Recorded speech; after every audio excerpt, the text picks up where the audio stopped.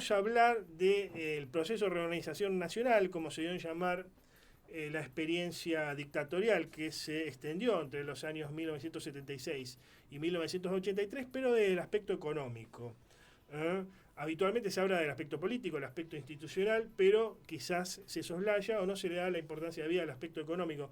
Vamos a hablar en este sentido con alguien que viene estudiando el tema de hace bastante tiempo, como es Bruno Napoli, historiador, que está en contacto con nosotros. ¿Cómo estás, Bruno? ¿Nos escuchás? Bien, ahí nos escuchamos perfectamente. Nos escuchamos perfectamente.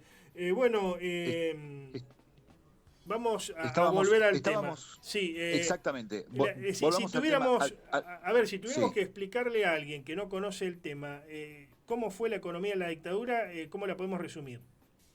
mira, cuando algunos se preguntan en qué momento se quiebra la Argentina, en qué momento cambia la Argentina, en qué momento sus números de pobreza, sus números de trabajo, sus números de deuda comienzan a cambiar con la dictadura militar del 76 al 83. Hasta el año 74 tenías un modelo industrial que desde los años 40 había sido muy exitoso y como te mencionaba antes, incluso post 55, con el peronismo prohibido, ningún gobierno, ni democrático, ni militar, tocó el modelo industrial. Es más, lo amplió, lo diversificó, porque era un modelo que te generaba muchos dólares, pero además te generaba trabajo genuino y producción de bienes y servicios materiales reales, Ujú. no ficticios, no virtuales. Con lo cual, tenías un mercado de trabajo bien pago, producción de bienes y servicios, esos trabajadores podían comprar esos bienes y servicios, es decir, generabas mercado interno, pero además,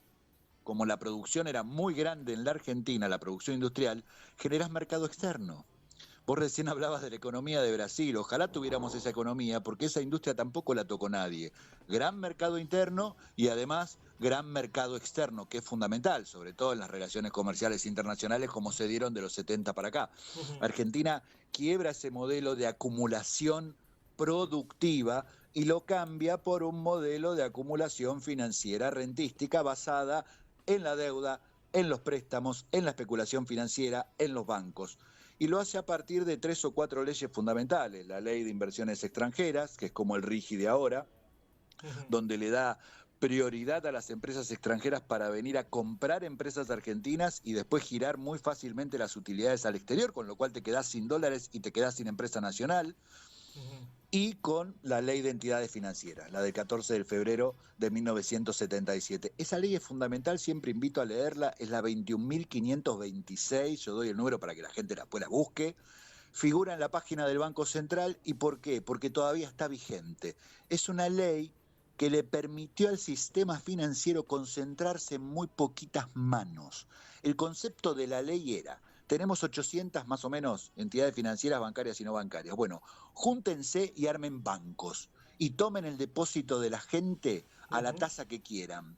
Hicieron eso, fue un festival de formación de bancos, que después quebraron. ¿Por qué? Porque esa ley decía, mirá vos, en el artículo 56 de ese momento, que se modificó en el 79, decía que si un banco tomaba préstamos de la gente, los depósitos, a la tasa que quisiera, tasa liberada, y el banco quebraba, ¿quién pagaba?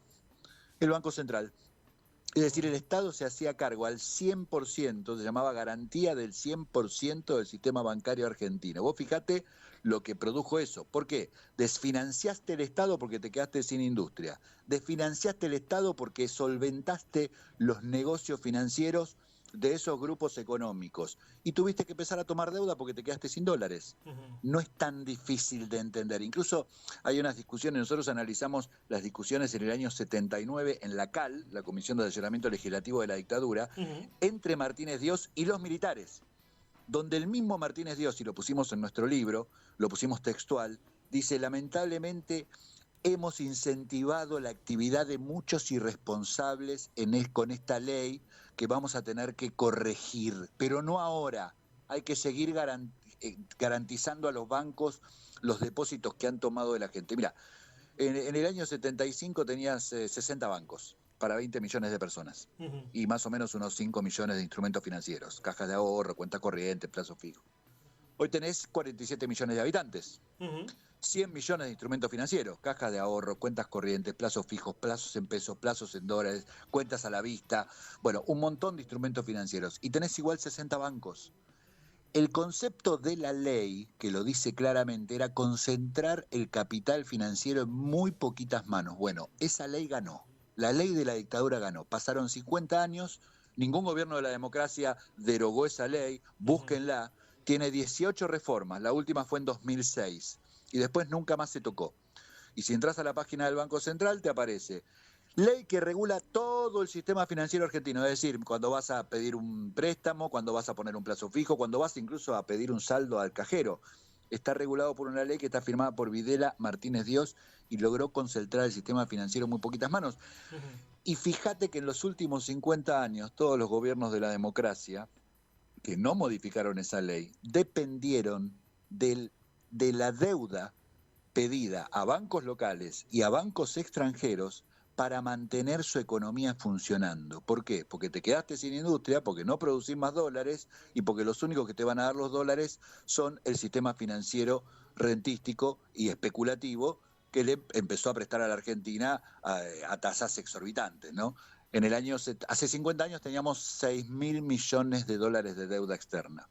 Hoy tenemos deuda pública total, 480.000 millones de dólares de deuda, de los cuales 50.000 millones son del Fondo Monetario, otro tanto son de bancos extranjeros, otro tanto de argentinos con residencia del exterior y el resto de bancos locales y deuda intraestado. Es decir, te quedaste sin industria, vos lo mencionabas antes de empezar la nota, te quedaste sin industria, desincentivás la economía, te vas a quedar sin dólares. Ahora, fíjate qué locura esto, ¿no? Y cómo sobreviven estas cuestiones de la dictadura y lo presentes que están. Concentrate el sistema en muy poquitas manos. Dependés de que te presten plata los bancos. El sistema financiero, que encima son muy poquitos. Y de los 60 bancos que te mencioné, 10 son los más importantes. La lista es pública, está en la página del Banco Central. Y ahora, armás un plan económico hace un año donde frenás la economía para retirar pesos del mercado y te anclás ¿en qué? En el dólar, el bien más escaso que tenés. Y encima no tenés industria para generar dólares y te anclás en algo que no tenés. Entonces tenés que seguir pidiendo dinero. Por eso ahora están desesperados pidiendo dinero al Fondo Monetario Internacional. ¿Para qué? Para sacarlo inmediatamente. Ese dinero va a durar 15 minutos en el Banco Central, como mucho. Si uno tuviera que comparar la dictadura argentina con otras experiencias dictatoriales latinoamericanas, por ejemplo con Brasil, por ejemplo con Chile, por ejemplo con Uruguay, fue más o menos entreguista, más o menos neoliberal en el sentido, no porque esté mal el neoliberalismo ni bien, sino neoliberal en el sentido de destruir la industria nacional, que otras, la Argentina, uno piensa por ejemplo que en Brasil la dictadura militar hizo una reforma agraria. Está bien, era para contener el avance del comunismo y de focos revolucionarios, pero terminó siendo una reforma agraria. Pero la hizo, exactamente. En Chile fue el primer lugar quizá donde se implementó un programa neoliberal del mundo, pero no tocaron el cobre, por ejemplo, nunca privatizó el cobre. Pinochet, bueno, en Uruguay fue un poco diferente, pero fue más o menos entrevista a la Argentina que otras experiencias latinoamericanas. Sí, Argentina es muy particular en eso porque tiene primero un potencial económico gigantesco.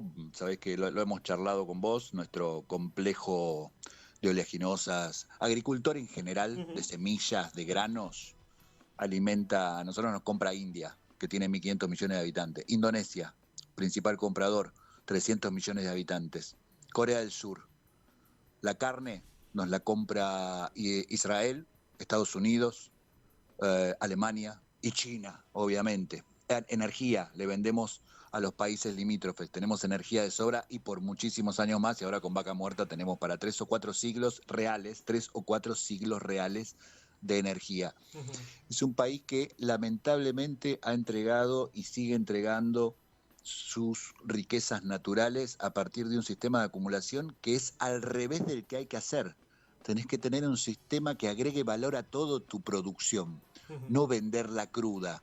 No podés vender la lana y después comprar los pulóveres. Tenés que hacer los pulóveres con esa lana. Claro. No podés vender los granos y después traerlos triturados en forma de aceite. Tenés que triturar vos los granos, hacer el aceite y vender el aceite. Es decir, agregarle valor a toda esa producción nacional. El RIGI es un gran problema porque Ujú. entrega gran parte de la producción nacional, pero también hay que decirlo, vos también lo señalabas, todos los gobiernos tuvieron RIGI, ¿eh? De Frondizi para acá, todos tuvieron una especie de RIGI. De hecho, la ley de inversiones extranjeras de la dictadura de octubre del 76 era como el RIGI de ahora. Ujú. La dictadura cambió el modelo de acumulación económica, eso es lo que te quería decir y lo que te explicaba al principio. Pasó de industrial a rentística financiera y ningún gobierno de la democracia se animó a cambiar esa estructura de acumulación para Bien. tener un país en serio. Y pasaste de 4% de pobreza a 50% de pobres y pasaste de un trabajo formal casi total, o sea, Ujú. empleo casi absoluto, 2% de empleo, en economía se considera empleo absoluto, porque ese 2% es los que se están yendo más los que están entrando y los que están buscando. De desempleo, A decís, 2 tener, 2% de desempleo. claro, Mm. a tener un empleo informal. Desde los 90, que es la mitad del empleo en la Argentina, es informal, no está registrado, Mm. no paga aportes, no tiene jubilaciones, no tiene cobertura social. Es impactante ese modelo. Es impactante que ningún gobierno, a pesar de los discursos, tanto neoliberales como progres, no Ninguno haya no quiso. cambiado ese modelo. Gracias, gracias como siempre. Muy interesante, Bruno. Muchas gracias. Bueno, gracias a vos por reconocer por estos temas y por entender la vigencia que sigue teniendo ese modelo. Adiós.